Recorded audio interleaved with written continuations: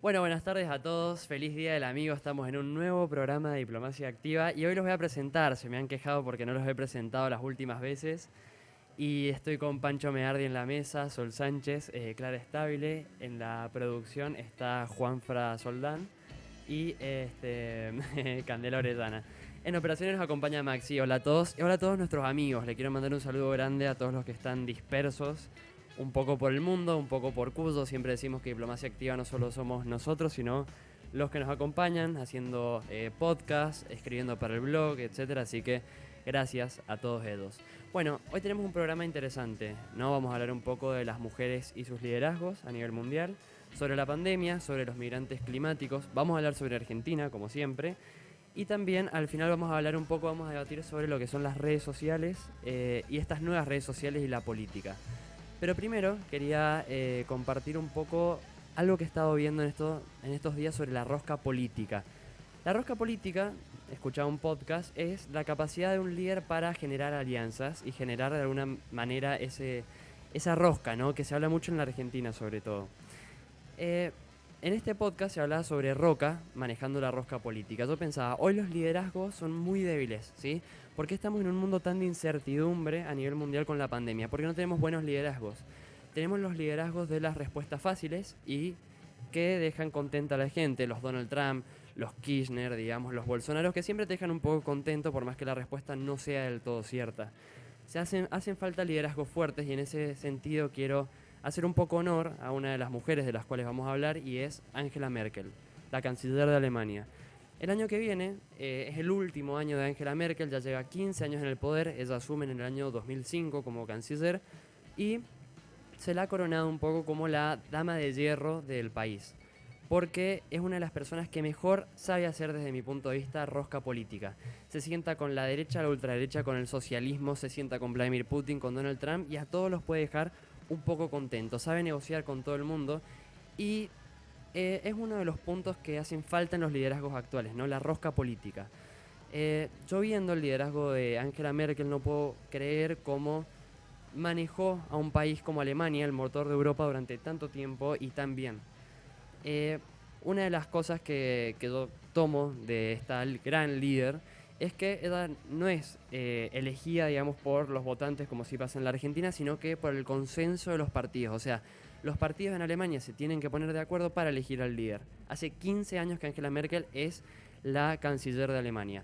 Y hoy en día, con esta crisis de la democracia liberal, no solo podemos hablar de una líder a nivel Alemania, sino Europa y sino también mundial, ¿sí? Hoy estamos hablando de los cimientos un poco de esta democracia liberal y Angela Merkel es quien la sostiene de alguna manera. Se sienta con Xi Jinping a negociar, se sienta con Trump, se sienta con Macron y con todos, digamos, puede establecer ciertos pactos.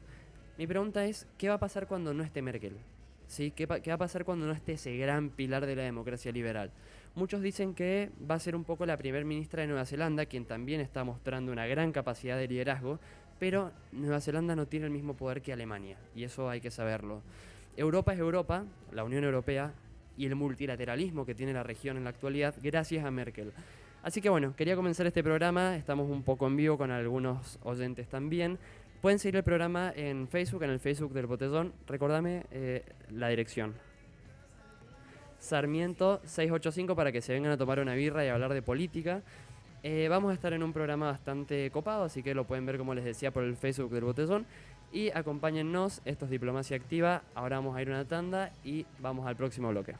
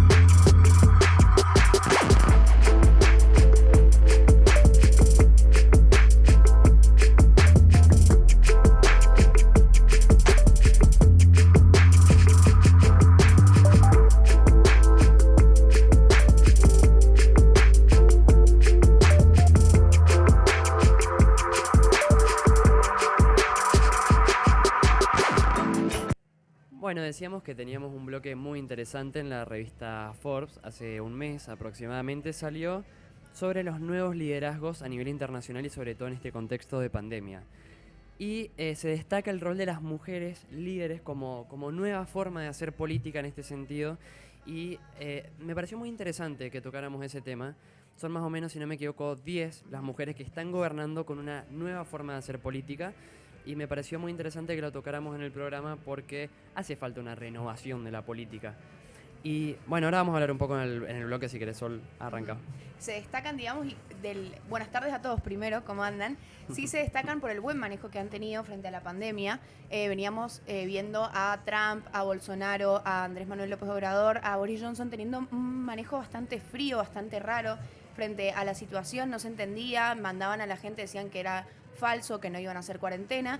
En cambio, las mujeres, por ejemplo, Angela Merkel en Alemania, lo primero que hizo antes, por ejemplo, de que haya casos ya en Alemania presentes, es mandar a todos a hacerse chequeos médicos, a hacerse los estudios médicos. Confió en la tecnología, confió también en su comunidad científica. También Jacinta Ardern, que la nombrás recién, la primer ministra de Nueva Zelanda, que lo que la caracterizó frente a la pandemia fue como lo manejó en un tono maternal, digamos. Ella como que se sentó a hablar con su población y les dijo, bueno, miren, esto es lo que pasa. Se lo explicó como si se lo explicara una madre a un hijo. Le dio buen resultado, digamos, la gente le hizo caso. Y a la noche volvía con su hijo, ¿no? Ajá, sí, eso también. Bueno, eso que sí me parece muy importante porque una de las características que tuvieron los liderazgos femeninos fue responder a la ciencia, sobre todo, y a la transparencia como primer estamento, digamos, dentro de luchar contra el coronavirus. Uh-huh. La primer ministro de Dinamarca tiene un nombre Matt Frederiksen, o algo así. Que viene ese alemán, Sol. Imagínense que... Sí, no es de Alemania. Es de Dinamarca. Claro, es danesa, perdón. Gracias, Pancho, por la aclaración. Imagínense que el 15 de abril ya estaban volviendo paulatinamente a las actividades, es decir, un mes de cuarentena absoluta, ya al 15 de abril ya estaban volviendo paulatinamente. Lo hicieron, digamos, con una cuarentena así obligada, al principio un mes de cuarentena, un cierre de fronteras y la prohibición de juntadas, bueno, más de 10 personas, lo mismo que vimos acá.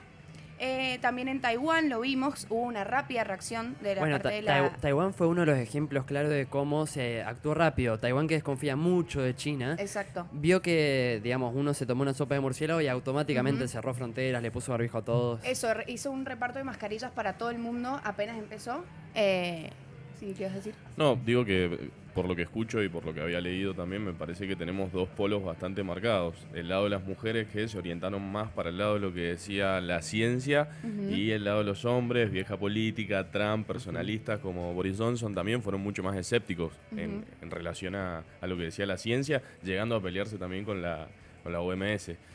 Sí, ahí yo creo que en lo que acabas de decir está lo fundamental, como la vieja política y la nueva política que pueden estar llegando a representar las mujeres hoy, sobre todo en el liderazgo exitoso que han tenido en la gestión de la pandemia. Bueno, por ejemplo, Sanna Marin, justo me diste el pie, la primer ministra de Finlandia, lo que hizo fue acudir a una red de influencers vía redes sociales para que esos influencers le dijeran también a la gente y compartieran esto de concientizar, de hacer cuarentena, de quedarse en sus casas. Pero no lo hizo, digamos, no es algo como que planteó un día, sino que mandó a gente de su gobierno, confió en su equipo, a que se comunicaran directamente con estos influencers, digamos, de las redes sociales, para transmitir este mensaje. Ahí vemos también, por ejemplo, el uso de todo esto que es como la nueva generación y confiar también en eso, ¿no? Una forma positiva de utilizar las redes sociales, porque otros líderes como Bolsonaro o Trump también las han utilizado, pero para mal, digamos, a la hora de combatir la pandemia. Sí, yo tengo una pregunta para Sol y para Clara, que son las que más clara tienen todo este tema. Esperar una respuesta por el lado científico de Merkel tiene sentido. La mujer tiene un doctorado en físico-química o algo por el estilo. Pero por ahí todas las mujeres o todas las mandatarias del mundo siguieron ese modelo. Y respecto un poco a que las mandatarias mundiales están siguiendo ese camino, están siguiendo a Merkel como por ejemplo un camino a seguir, mirarla a la mandataria alemana? Mira, en uno de los artículos que pasó Cande, que es de la revista Foreign Affairs Latinoamérica, hablaba de que por ahí a las mujeres les cuesta el doble que a los hombres llegar a posiciones de poder. Entonces hay veces que las mujeres llegan doblemente preparadas. Ujú. Porque si vos tenés que saber el doble para poder acceder a un puesto que tal vez para un hombre es más accesible, entonces tal vez que más allá, o no tanto por seguir a Merkel, pero sí por la formación que traen o lo preparadas que están. Por ahí tenemos estos personajes como Trump, Bolsonaro, que han sido más showmans que políticos de carrera o académicos de las ciencias políticas o las ciencias sociales. No están tan preparados en cuanto a, o sea, académicamente hablando, Para tal poder vez. responder a algo tan Claro. complejo. Exacto, o en experiencia. Tal vez muchas de las mujeres que llegan al poder llegan con años de carrera, con trayectoria, y creo que eso las ha posicionado. En eso que decís me parece muy interesante algo que es que las mujeres puedan gobernar como mujeres. Yo recuerdo en una charla, si no me equivoco, con Dulce, en la Universidad de Cuyo justamente, que dice que muchas mujeres al acceder al poder se tornan con una política más dura, más parecida a la de los hombres. Y en ese sentido yo veo un liderazgo femenino renovado, un liderazgo muy fuerte. Yo sí creo en la imagen de Merkel como un poco de guía a seguir. Sí, se notó hace un ratito. Yo la banco mucho a Merkel porque me parece que es una política muy objetiva y que sigue lo que es la realpolitik. Lo que le conviene al país porque le conviene al país y no tanto a ella, ¿viste? Como dice Clara, tienen una preparación muy, muy completa y eso las hace pensar objetivamente sobre las cosas que tienen que hacer o no. Sí, sumado a eso es lo que decías vos hace un ratito. La mujer hace 15 años que está gobernando Alemania de una manera que hay que sacarse el sombrero, la verdad. Es la economía, Sí. con respecto a eso, es el motor de Europa. Y un poco nosotros, cuando nos introdujimos en todo este ámbito de las relaciones internacionales y demás, Angela Merkel ya estaba y Angela Merkel siguió y ya es una tradición tenerla a Y Angela parece Merkel. como que... Y ya sí. el día que no esté va a ser raro. Lo mismo nos pasó Exacto. con Ban Ki-moon, por ejemplo, que era una figura internacional que se había un poco perpetuado, no con una connotación negativa, pero llevaba muchos años en cierto cargo que ya es difícil poner otra cara en ese lugar. Claro. Lo que se habla ahora, en realidad en el ámbito más diplomático y académico, es si se cae Angela Merkel como figura, si no ya es un poco el fin de las democracias liberales y la asunción un poco de los nacionalismos y los populismos de derecha o izquierda, digamos, pero que van en contra de los pilares de la democracia liberal. Vamos a cerrar este bloque. Tenemos un buen anuncio para el bloque Argentina sobre esta cuestión de las mujeres en las relaciones internacionales. Y ahora vamos a ir a un tape para hablar sobre los migrantes climáticos. De hecho,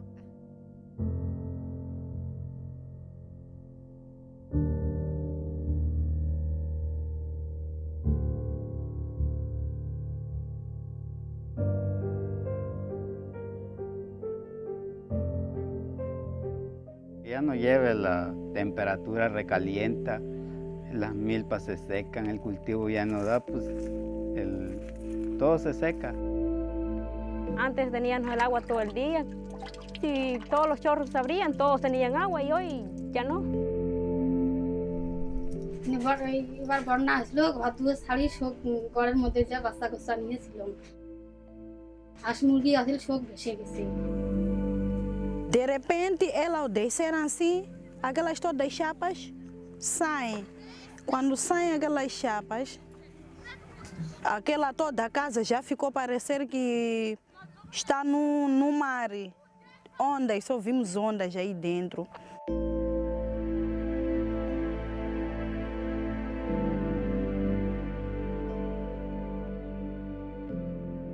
Bueno, ahora vamos a pasar a hablar un poco sobre los migrantes climáticos, que es un fenómeno típico ya de fines del siglo XX y muy propio del siglo XXI, que, bueno, Clara nos va a contar un poco de qué se trata, pero tiene que ver mucho con esto del cambio climático, la situación de las migraciones y todo que se pone mucho acento, digamos, tanto en el cambio climático como en las migraciones, y ahora es algo combinado, es un problema combinado que tiene el mundo. Exactamente, y ese es un tema que es una cuestión muy propia de las migraciones, que es transversal. Ujú. O sea, nosotros cuando hablamos de migración, hablamos de trabajo, hablamos de perspectiva de género, hablamos de protección de la infancia y hablamos de casi cualquier tema que pueda hacer referencia a los seres humanos, Ujú. atraviesa las migraciones también. Y me gustaría arrancar con una parte del informe Stern de Cambridge de 2007 que dice que se estimaba que más de 100 millones de personas tendrían que abandonar sus hogares debido a las crecientes inundaciones y que una sexta parte de la población mundial podría experimentar escasez de agua potable. creo que son datos alarmantes, no sé ustedes qué... Sí, yo creo que uno de los datos que vi que la verdad que me choqueó es que hoy en día hay más migrantes climáticos que migrantes por guerra, ¿es así? Mira, no sé Está ahora... está chequeado. A confirmar el No, dato. Pancho está inventando Pero información. sí se puede decir que... No, igual Culpa No, de la pero- carne igual. Sí. que cada vez es más la gente que migra por esta situación, digamos, por esta razón. Ya no es solo en la guerra y el problema que tienen internamente en los países, sino que se los está expulsando por otro tipo de razones. Es preocupante, es alarmante y además, tenemos a los países eso, que van a recibir esos migrantes, que Bueno, también no es un dato menor. Esa escasez de la que habla Clara de recursos se da también aquí en la Argentina. Nosotros hablamos de escasez de agua. Por ejemplo, a nivel mundial está el Día del Inodoro y uno de los países que se destaca es Argentina por la falta justamente de retretes que hay y el problema de salubridad que eso conlleva. Es importante entonces, digamos, que los países en desarrollo tengan muy en cuenta el tema de los migrantes climáticos, el cambio climático y los migrantes en general. Sí, sobre todo si tenemos en cuenta que no hay a nivel internacional un marco que respalde a toda esta gente, ¿no? Exacto. Y esto es lo que está pasando cada vez más, yo creo que en todas las áreas de las relaciones internacionales, que en cierto punto el marco legislativo o que sirve para proteger a nivel internacional es como que se va quedando atrás de lo que pasa en la realidad, ¿no? Bueno, En la realidad y en la actualidad, porque digamos que esto, o sea, volvemos a repetir que esto está pasando, que cada vez pasa más y que es algo en que sí nos tendríamos que enfocar y prestarle atención y también situarnos y ponernos en la posición de la persona que se está yendo por estas razones y que tiene que irse de su lugar. Bueno, es que en realidad una de las formas en que se combate este tema de las migraciones forzadas, etcétera, es a través de los organismos internacionales. Vimos cómo a partir de la pandemia los países que han mirado para adentro han recortado el presupuesto a organismos como el ACNUR y eso es un problema. Yo veía, por ejemplo, el presupuesto que tiene hoy en ayuda humanitaria Naciones Unidas es el mismo que tiene solamente la policía de Nueva York. O sea, Naciones Unidas ayuda aproximadamente a 125 millones de personas y tiene el presupuesto que tiene una sola ciudad. Y es importante porque eso genera otras crisis como la crisis de refugiados en Europa y eso conlleva justamente a nacionalismos de derecha y bueno, toda una cadena y un dominó de cosas muy importantes. sí, y también creo que es importante pensarlo en el contexto que estamos atravesando ahora, ¿no? Esto de que ni siquiera podemos cruzar de una provincia a otra.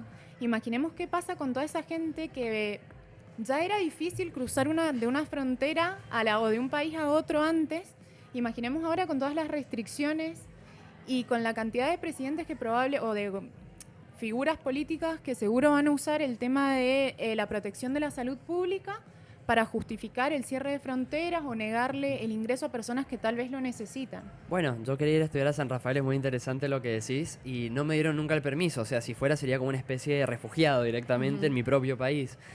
Es muy interesante ver este tema de las fronteras, porque en un momento donde el multilateralismo venía creciendo, parece que las fronteras ya no existían, pero vemos que las fronteras siguen existiendo y que los países siguen imperando por sobre ese multilateralismo que pregona un poco Naciones Unidas y los diplomáticos en general. Sí, yo creo que en algún momento la globalización nos hizo pensar erróneamente como que esto de las fronteras ya no era tan vigente o tan actual, como que en algún punto la globalización nos hizo pensar que las fronteras entre un estado y el otro se difuminaban o se volvían más porosas. Bueno, acá Mariel dice que hay un derecho a migrar que no se respeta y eso es una realidad. Los países tienen la responsabilidad de responder a esa gente que está escapando no porque quiere, sino por la guerra, para tener mejores condiciones de vida. Se me vienen a la cabeza las migraciones de Centroamérica y México a Estados Unidos. Hemos visto imágenes terribles de lo que pasa en esa frontera, hemos visto imágenes terribles de lo que pasa en el Mediterráneo, ¿no? Incluso de bebés ahogados, etcétera. Y no vemos una comunidad internacional que esté respondiendo efectivamente a eso. No, y lo que muchas veces pasa, perdón Pancho, ahora te doy la palabra, es que tenemos instrumentos a nivel regional. Por ejemplo, esto que lo que decías de hay gente que se ve forzada a migrar por la guerra. Bueno, y como decía Francisco recién, hoy capaz que la guerra no es el motor principal, pero o en América Latina, Centroamérica. Sí. Bueno, nosotros tenemos una figura que se llama la definición ampliada de refugiado, que contempla no solo a aquellas personas que se ven forzadas a huir por la guerra, sino por otras cuestiones como si peligra la seguridad. O el nivel de vida, o el decíamos, el nivel de salario. vida. Sí, sí. Y nosotros en la región tenemos esta figura Sí, que y nadie no se respeta. Entonces también, bueno, por ahí no seguir creando más instituciones, sino ver cómo podemos Ponerse con las que ya están, Exacto. exactamente, porque hay, y leyes existen y la gente se está encargando de esto, digamos, o sea, mal, se están encargando mal porque le están prestando poca atención, pero está todo armado, digamos, ya ese escenario, entre comillas, si se quiere, y los recursos están. El tema ahora es aprender a usarlos, saber usarlos bien, no darle la espalda a un tema que es muy importante, y estamos hablando siempre de personas, ¿no es cierto? Sí. Y de la seguridad justamente de estas personas, como acá nos dice también Mariel. Lo importante y lo que por ahí yo veo como más peligroso es que siguen asumiendo líderes que utilizan las migraciones como una forma política, ¿sí? En rechazo al migrante. En Francia pasa con Marianne Le Pen, que es totalmente islamófoba. En Estados Unidos pasa en contra de los mexicanos, etcétera. Entonces, digo, hay un liderazgo que está retrocediendo en materia de derechos de migraciones. Sí, porque también leía que la política muchas veces lo que ha empezado a hacer es como buscar chivos expiatorios fuera, como Trump, por ejemplo. Bueno, nosotros estamos mal porque vienen los migrantes y se roban nuestro trabajo. Claro, sí. Es como que siempre, o en Francia, bueno, hay inseguridad porque hemos recibido mucha gente y no se han hecho buenos controles Sí, de frontera. hay que tener cuidado con ese discurso que se repite mucho después en gente que por ahí no tiene idea. O sea, lo escuchamos de arriba y es fácil de creer, digamos, porque es la verdad, pero en realidad es como que habría que adentrarse un poco más en lo que es el tema y no andar repitiendo esas cosas. Y también algo que me gustaría que hiciéramos es ver un poco para dentro de nuestro país, la Argentina, porque nosotros siempre decimos que hay xenofobia y siempre lo vemos como algo muy lejos. Aquí en la Argentina, los migrantes venezolanos, Sí. los ciudadanos bolivianos que vienen a estudiar o trabajar en la Argentina, los chilenos, somos muy críticos, hacemos chistes, pero sabemos que siempre detrás de ese chiste hay una crítica xenófoba hacia esas personas. Yo creo que en la Argentina también nos merecemos un debate al respecto sobre eso con nuestra América Latina para poder ser un poco más amplios y empezar a respetar un poco esa multilateralidad. Ah, no Sí. me salió la palabra.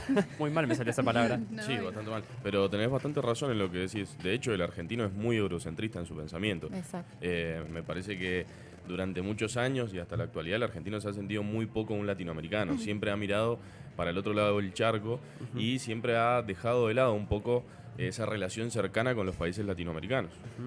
Bueno, y con todo lo que aportan, digamos, como decíamos, los ciudadanos latinoamericanos a nuestra cultura, que al final es rica la cultura argentina, yo creo, por las migraciones, no solo europeas, sino también de nuestra propia región. Bueno, vamos a ir a un corte y vamos a pasar ahora sí a hablar un poco de nuestro país, la Argentina. Quiero destacar la posición de, por ejemplo, Argentina, en voz de su canciller Felipe Solá, donde habla claramente del atropello a el marco legislativo, el atropello a aproximar en soluciones. Y pueden o no haber diferencias ideológicas o de algún otro tipo con el presidente Fernández, pero claramente está señalando el atropello, la violación al Parlamento venezolano. Mañana hablé con el presidente de México después de esa teleconferencia y yo le decía a Andrés Manuel López Obrador que él como presidente de la CELAC tendría que llamar a todos los miembros de la CELAC para que hagamos exactamente lo mismo, para conocer, por ejemplo, qué le está pasando a dos países que están bloqueados, como Venezuela y Cuba. Argentina va a reconocer las elecciones legislativas de medio término que están en curso. Nosotros nunca hemos desconocido eso. No, pero es importante la pregunta correcta. Cintia, pero bueno, Cintia, si nosotros nunca hemos desconocido la autoridad del gobierno de Venezuela, la legitimidad del gobierno de Venezuela, si es por eso que Guaidó no fue reconocido por nosotros cuando lo había reconocido el gobierno anterior.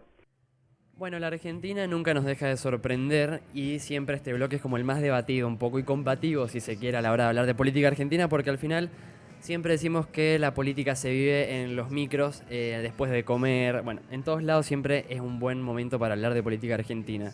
Pero antes, quiero anunciar algo que me pareció muy importante en estos días, que es que Felipe Solá, a quien no voy a criticar en este momento, llevó el cupo de mujeres del 11% aproximadamente al 35% en lugares estratégicos en argentinos, digamos. O sea, las mujeres van a tener un rol más importante en la diplomacia argentina y ese es una demanda que se tenía desde el regreso de la democracia, así que me parece muy importante. Bueno, una buena para Felipe Solá que le venimos dando desde que arrancó el programa. Bueno, ha sido muy buena su gestión en los últimos Pasa que 6-7 meses. A ver, su gestión estuvo atravesada por una pandemia, con una deuda tremenda en el exterior, y también venimos de Fori, que digamos es un diplomático de carrera, a el señor Solá, que Bueno, no lo vamos a empezar a criticar porque es una buena. Claro. Vamos Hoy no. Hoy no. Bueno, vamos a empezar un poco con lo que pasó, no sé si vieron con Mercado Libre, ¿sí? Moyano. Con Moyano. Bueno, ¿qué les parece Moyano, su imagen? A ver, Pancho, podrías arrancar vos, contanos.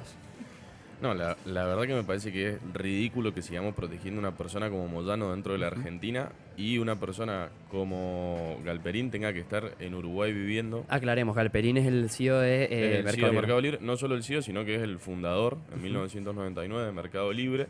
Bueno, por diferentes cuestiones, hoy, si mal no tengo entendido, está radicado en Uruguay.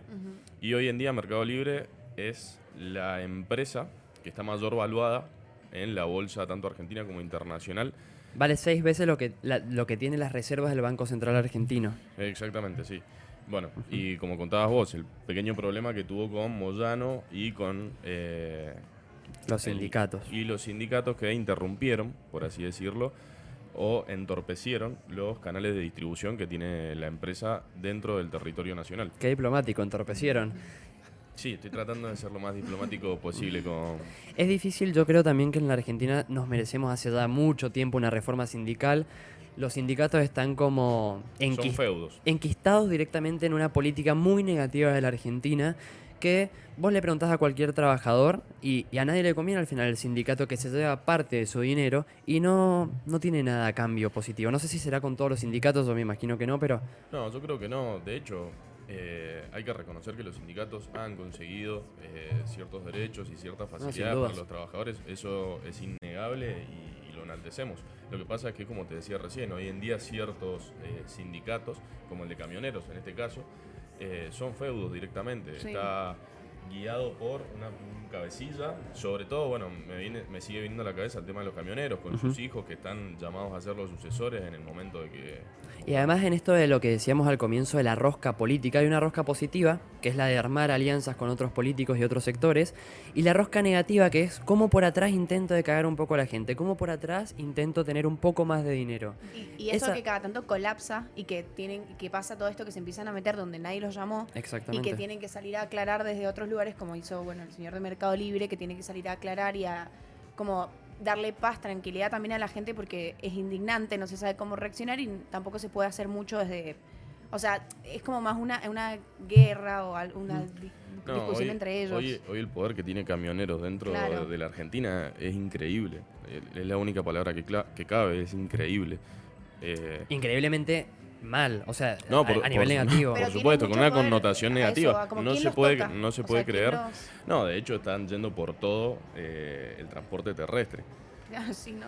Yo veía un poco las imágenes de lo que era este conflicto entre Mercado Libre y camioneros como una Argentina vieja y totalmente negativa y siempre perdida y en recesión, etcétera, y una incipiente Argentina moderna que está intentando despegarse de todo esto, como lo es Mercado Libre. Pasa a nivel mundial un poco esta disrupción que hay entre lo nuevo y lo viejo, solamente que aquí en la Argentina son grupos, como decíamos, muy poderosos que no dejan despegar a personas como Mercado Libre, que no está tampoco del todo limpio. Hemos visto algunas cosas que han pasado entre medio, pero también en la Argentina es difícil despegar. Sí, hemos visto que ningún empresario, o por lo menos la mayoría de los empresarios en la Argentina, o los que están en los grandes escalafones, no son trigo limpio. Pero la realidad es interesante lo que decís vos, que la Argentina está tratando de despegar. De hecho, es una empresa que apunta al e-commerce, que su base está en el e-commerce, que para mí es la economía del futuro, sobre todo con esta pandemia que hemos atravesado hoy. Sí. Y todavía una parte de la vieja Argentina le sigue agarrando la pata para que no siga evolucionando. Yo creo que esto que decís también se vio muy claramente, que bueno, por ahí no da hablarlo mucho ahora porque no es el tema, pero capaz que para otros programas está bueno, con la ley de la economía del conocimiento.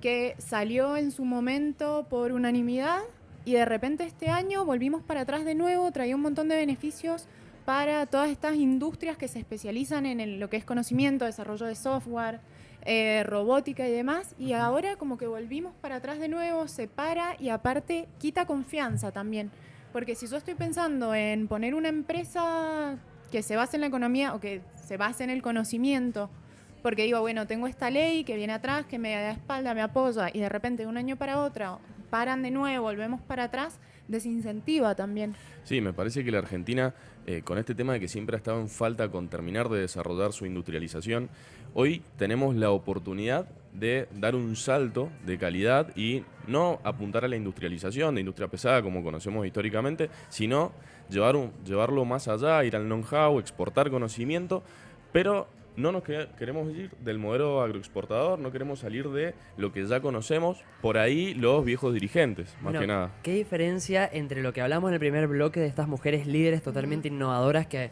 apuestan, digamos, por una nueva generación y una Argentina que sigue pesando todo esto del siglo XX? Yo creo que hay una brecha muy grande entre los políticos que recién están aprendiendo a usar el mail, a las nuevas generaciones que ya están hablando de robótica e inteligencia artificial. Acá Lu nos está diciendo que Moyano es el mayor barra brava de la Argentina y tiene un poco de razón, que pasa mucho con los sindicatos. En vez de pelear, decíamos, por los trabajadores, siguen peleando por sus bolsillos. No puede ser que un líder sindical que está peleando por personas que se mueren de hambre literal porque cobran miserias, tengan casas totalmente de millonarios. Sí, aparte, no solo eso, sino que ¿cuándo habrá sido la última vez que Moyano se subió a un camión para trabajar? No son representativos ni siquiera desde ese punto. O sus hijos, que también son representantes del sindicato de camiones, que vos lo ves a Facundo Moyano, por ejemplo, que si no me equivoco es diputado. Sí. Bueno, o están en algún cargo del Congreso, pero... a mí me parece una vergüenza que se siga aplastando lo que son las nuevas generaciones, porque al final tanto Mercado Libre como todas esas industrias nacientes son parte de nuestra generación. Y lo que vos habías dicho recién, que esto en el mundo pasa como de lo nuevo y lo viejo. A mí me parece también que en Argentina, como decía Pancho, esto del e-commerce es el futuro. Yo creo que es el hoy. Hay países y hay lugares donde esto está como sumamente manejado, la gente la tiene clara, y en la lucha de esto de lo nuevo y lo viejo, si se quiere, por ejemplo, el e-commerce sería lo viejo. Acá lo viejo es del siglo pasado, más o menos, y lo nuevo, lo que recién se está intentando empezar, en otros países ya es moneda corriente y ya es sumamente común. Entonces también es como mirar un poco eso y decir, bueno, acá todavía nos cuesta arrancar con el e-commerce cuando hay países que ya están sumamente... Sí, pero nos cuesta arrancar con el e-commerce por dificultades como esta que hablábamos de Moyano y la interrupción de las vías terrestres de Mercado Libre. Una de las cosas que me parece importante de las que habla Harari es el tema de la disrupción tecnológica. Vamos a pasar a una industrialización 4.0 en el cual la robótica, la inteligencia artificial, etcétera, va a ser lo predominante, ¿sí? Y tenemos sindicatos que no le dicen cómo usar el Bitcoin, por ejemplo, a sus trabajadores. Entonces esa brecha nos va a llevar a un problema tremendo en la Argentina. Bueno, ¿querés terminar el bloque? Sí, quería terminar diciendo nada más que nos quedemos con lo que dijo Sol recién. O sea, la inteligencia artificial, el uso del Big Data, las nuevas tecnologías no son el futuro, ya está. Son el hoy y más después de la pandemia. Me quedo con eso. Apostemos por nuevas generaciones y por nuevas industrias. Y ahora pasamos de Angela Merkel a la Argentina y ahora vamos a hablar un poco sobre Venezuela directamente. ¿Te puedo poner alcohol?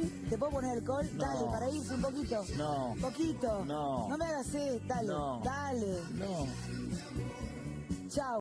¿Te puedo poner alcohol? ¿Te puedo poner alcohol? No. Dale, para irse un poquito. No. ¿Poquito? No. No me hagas dale. No. Dale. No. Chao. ¿Te puedo poner alcohol?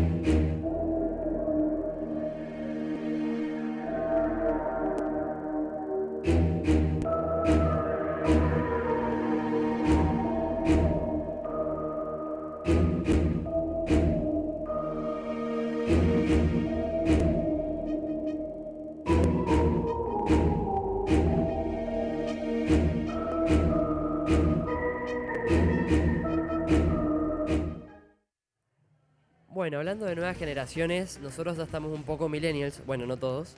Vamos a hablar un poco de ya redes sociales más centennials, aquellas personas que nacieron con el celular en la mano. A todos nos pasa que vemos a un primito que agarra el celular, tiene, no sé, 5 meses y ya lo maneja mejor que nosotros. Y entre esto, una nueva aplicación está dando de qué hablar, que es TikTok. Acá decíamos, bueno, Sol es TikToker, el Pancho un intento de TikToker, etc. Estoy en eso. Y es esta aplicación de los videos un poco divertidos. El tema es que no es tan divertido cuando por atrás tenés al señor Xi Jinping, presidente de China, espiándote, o a Donald Trump haciendo política con TikTok. Y vamos a hablar un poco de eso en este bloque. Un artículo muy interesante que ahora va a presentar Pancho se publicó en estos días en nuestra página sobre el tema. Sí, un artículo escrito por Scout Meredith Beth, TikTok, una bomba política. Lo pueden encontrar en la página diplomaciaactiva.com. Y de paso, bueno, le pegan una mirada general a la página. De paso leen, se suscriben. Se suscriben y leen distintos artículos que están muy buenos. Hablan todos sobre el ámbito internacional, obviamente. ¿Quién usa TikTok? ¿Sol? ¿Usas TikTok? Usa TikTok. ¿Sos TikToker? Vos también, No, dale, no, Pancho. No, tengo que hacer un podrías mostrar reconocimiento. uno? No, bueno, en vivo. Tengo que hacer un reconocimiento al aire. Después de estudiar para este bloque, borré TikTok. ¿Por qué Pancho borró TikTok después de este bloque? No, bueno, por lo que decías vos, con nuestro amigo Xi Jinping y toda la maquinaria china. Bueno, hay que decir que TikTok es una, decíamos, de las aplicaciones más nuevas y que mejor está tasando en la bolsa de Wall Street, y que es China, ¿no? Aunque tiene sedes en otros lugares del mundo, es China. Sí, es China, y de igual manera toda la información se recolecta en China. No necesariamente se tiene que recolectar en China, la información va a distintos puntos, a distintos centros de recolección de información, pero al ser una empresa del país asiático, si el gobierno lo requiere, los centros de aglomeración de información tienen que brindarle la información que ellos les pidan. Así que es un poco cuestionable el manejo que está teniendo. De hecho, ha sido muy cuestionada la aplicación a lo largo de los años que ha estado activa. Creo que en el 2018 fue una de las más descargadas o la más descargada. De Apple fue la más descargada. La más descargada. Hay algo importante que es cuándo empezó este problema de TikTok. Fue cuando Donald Trump, hace, si no me equivoco, menos de un mes, en un meeting, ellos están en campaña electoral en este momento, en un meeting fueron muy pocas personas. ¿Por qué? Porque toda una campaña de TikTok, fueron a sacar las entradas y después no fue nadie. Sí, le dieron un poco su merecido o utilizaron las la redes misma sociales. técnica de redes sociales con la que Trump ganó las elecciones. Bueno, pueden imaginarse el enojo de Trump, que ama las redes sociales, ama el público, un poco que lo aplaudan, que de repente no vaya nadie. El video era un chico incentivando que compren entradas para que después no vayan. El video en TikTok lo que tiene es que es muy fácil de compartir, ¿o no? De hacerse viral. Sí, Es muy viralizar fácil, los videos. Exactamente, es muy fácil tener seguidores o aparecer ahí, que la gente te ponga 1000 me gustas, no sé. Por ahí no vas a ganar vos fama, pero un video tuyo puede llegar a un montón. Esto tiene que ver con un montón de algoritmos. Claro que la aplicación te pone, digamos, lo que a vos te gusta o piensa que te gusta, por eso tiene que ver con la ideología, digamos, leen qué tipo de persona sos, si se quiere un poco, Sí, y aparecen las cosas que a vos te van a gustar. De hecho, los algoritmos de TikTok, según se dice, son bastante cuestionables, bastante oscuros. En un momento se le hizo una denuncia. En la a placa vamos a página. poner los algoritmos de TikTok son oscuros. Sí, hay que, como el logo.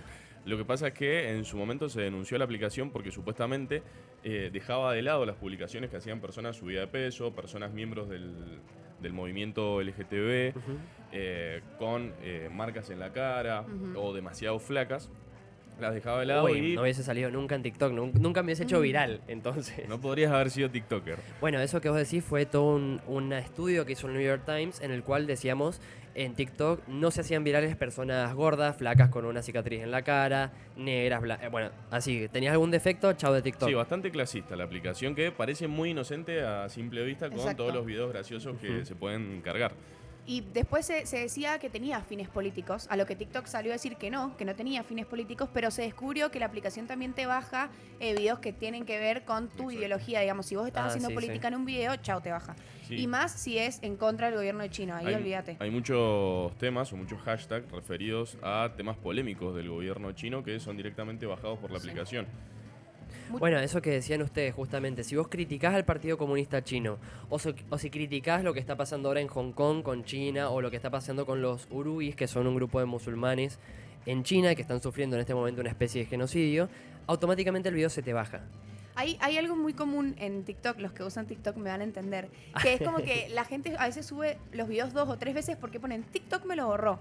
Estaría bueno ver entonces qué era ese video, o sea, ponerte a analizar tu propio video y decir, bueno, qué dije, qué hice, qué usé, que TikTok me lo eliminó, porque hay mucha gente que se sorprende con la eliminación del video porque, por ejemplo, estaba, qué sé yo, haciendo un acorio y TikTok lo elimina. En realidad, por ahí hay algo más y TikTok lo que está haciendo es jugar con estas cartas, digamos, y decir, no, acá hay un mensaje oculto o por ahí se piensa, entonces se lo elimina. Bueno, acá Franco hace un aporte muy interesante que dice, vi una nota en la que decía que el ejército de los Estados Unidos buscaba reclutar nuevos miembros a través de Twitch, que es la red social gamer. Bueno, son muchas las estrategias que utilizan los gobiernos para reclutar, digamos, gente en el ejército, también de sus propios partidos, a través de las nuevas aplicaciones, como Twitch o como TikTok. Sí, de hecho una historia muy particular es la que nombraba Sol con Grindr, que también es una empresa china, el gobierno norteamericano, que bueno, para los que no saben, es una página para citas homosexuales, particularmente.